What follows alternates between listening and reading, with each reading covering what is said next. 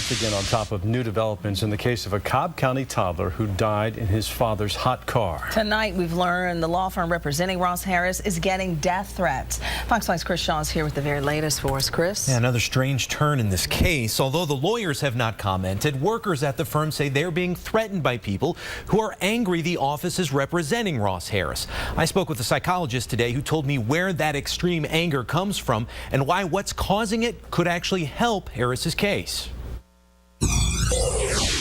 What we know of this little boy's death is tragic. What we know of the sensational allegations against his father is haunting.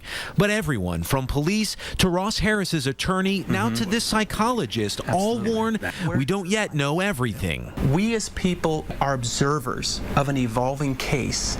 We aren't going to have all the answers right now. What we do have, Dr. Eric Fisher says, is a group of people who have made up their minds about whether or not Ross Harris meant to kill his son, based largely on information that came out in last week's probable cause hearing, that Harris sexted with multiple women the day Cooper died, that he was living a double life, and he was not happy with his marriage. If somebody can do that in their life and behave so egregiously in their own marriage, then what else could they do? But he also says those same allegations may actually explain how Harris could have honestly forgotten Cooper in his car. People who engage in addictive behaviors, it's not uncommon for them to be neglectful of their kids.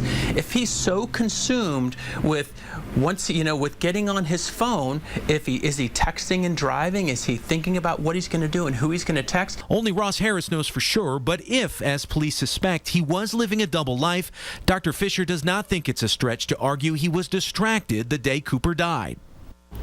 And one attorney not involved in this case says the Harris lawyers could use that defense if the case goes to trial. But police believe their case is solid and they expect to find much more of this type of evidence against Harris, and that investigation does continue.